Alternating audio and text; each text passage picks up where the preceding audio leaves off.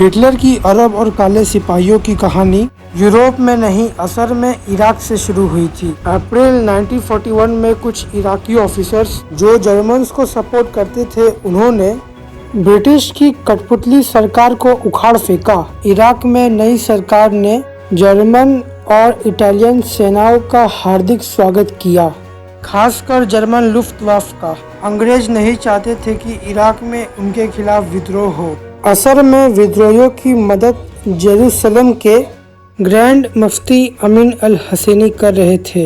Grand मुफ्ती सुन्नी मुस्लिम के धर्मगुरु थे और अरब नेशनलिस्ट के जाने माने सदस्य थे।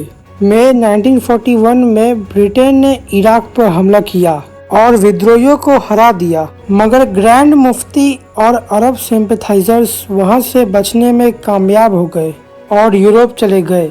बाद में ग्रीस में जर्मन्स ने अरब यूनिट की शुरुआत की। इसका नाम फ्री अरब लीजन रखा गया। इसके सदस्य इराकी मुस्लिम्स, सीरियन मुस्लिम्स थे, जिन्हें ब्रिटिश और फ्रेंच से सख्त नफरत था, और फ्रेंच कॉलोनी के ब्लैक अफ्रीकन्स भी थे, जिन्हें युद्ध के समय बंदी बना लिया गया था। ये लोग कई कारणों की वजह से जुड़े थे। इनमें कुछ नेशनलिस्ट थे, कुछ को बस नौकरी चाहिए थी, और कुछ लोग यहूदी विरोधी थे। कुछ लोगों ने सोचा होगा कि जर्मन्स को बाहरी सैनिकों की भर्ती करने में कठिनाई हुई होगी, क्योंकि जर्मन्स इन्हें इंसान के लायक ही नहीं समझते थे, जैसा कि आप जर्मन न्यूज कमेंट्री में सुन सकते हैं। Tagen noch erklärte Chamberlain einem Amerikaner gegenüber, dass England und seine Verbündeten sich als Treuhänder der Zivilisation im Kampfe gegen mittelalterliche Barbarei fühlten. Das sind also die Treuhänder der Kultur. मगर Germans को उस समय सैनिकों की कई ज्यादा जरूरत थी जो उनके लिए लड़ सके। इसके लिए उनके साथ कोई भेदभाव नहीं किया गया, मगर जर्मन ऑफिसर्स फ्री अरब लीजियन को लड़ने के काबिल नहीं समझते थे। जब जर्मनी ने सोवियत यूनियन के कॉकसस में अटैक किया था, तो उसमें फ्री अरब लीजियन की 3rd बटालियन भी शामिल थी।